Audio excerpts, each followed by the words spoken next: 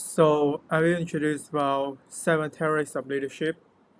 Uh, 7 theories include leadership traits, practical leadership, situational leadership, leader and member exchange, transformational leadership, authentic leadership, and adaptive leadership. About leadership traits, the trait of theory of leadership focus on the leader of the characteristic. He demonstrates certain characteristics make leaders more effective. Steve Jobs, for example, well known as for his charisma, people want to follow him because his ability to passionately accurate, articulate his vision. According to researchers, the traits most commonly exercised with great leadership include adaptability and flexibility, uh, assertiveness, capacity, motivate people, creativity, and a lot of more. So the next one is the Pathfinder theory. Pathfinder theory leadership is an adaptive form of leadership that focuses on motivating and supporting employees. Pathfinder leaders might have one employee with directive approach and another with a hands-off approach. The next one is leader member change theory. The leader member change theory is a relationship-based approach to leadership that focuses on two-way relationship between leaders and followers. So the basic idea behind the leadership member change theory is that leaders divide their followers into two groups, an in-group and an out-group. Members of the in-group are given more responsibility, rewards, and attention. The leader gives their team members some leeway in their roles. This is an important theory to study when studying leadership because it demonstrates that followers' interaction with a leader can differ, and not every leader-follower exchange is the same. The next one is situational leadership. So, situational leadership means adapting your management style to its unique situation or task to meet the needs of the team or team members.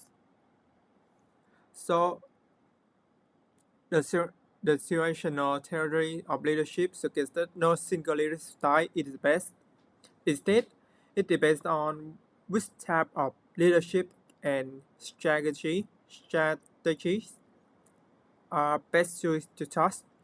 According to this theory, the most effective leaders are those that are able to adapt their style to the situation and look at cues such as type of task, the nature of the group, and other factors that might contribute to getting the job done. The next one is transformational leadership. So the transformational leadership is focused on motivation for employees to create change, innovate, and shape the future of organizational structure.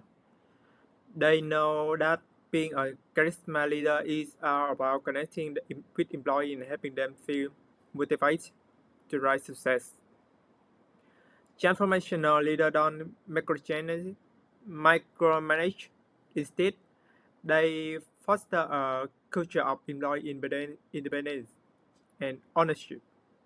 This transformational organization environment allows employees to help transform the culture and the organization into something that is innovative and always growing.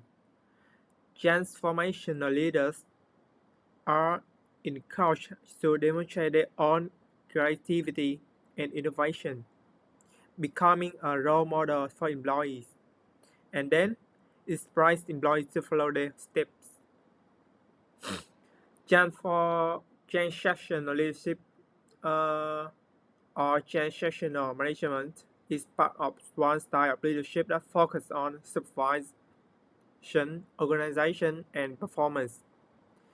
It's an integrated part of full leadership model.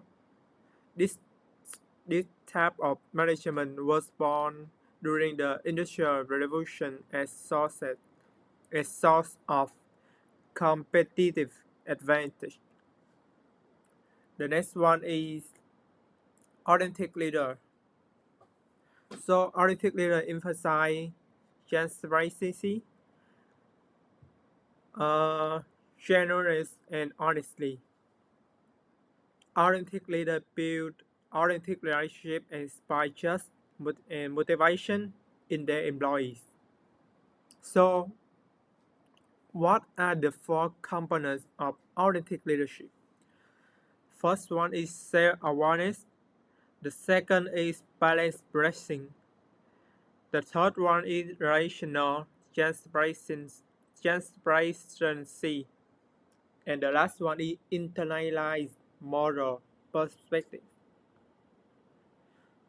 So the last one is about adaptive leadership. So adaptive leadership have integrity, vision, positive attitude, sense of humor, solid communicator, and inspiring. An adaptive leadership is practical leadership framework that helps individuals and organizations adapt and thrive in challenging environments. It's being able both individually and collectively to take on the gradual but meaningful process of change. It's about di- diagnosing and essential from expandable and bringing about the real challenge to status to the status organization. So that's all of my presentation. Thank you for listening.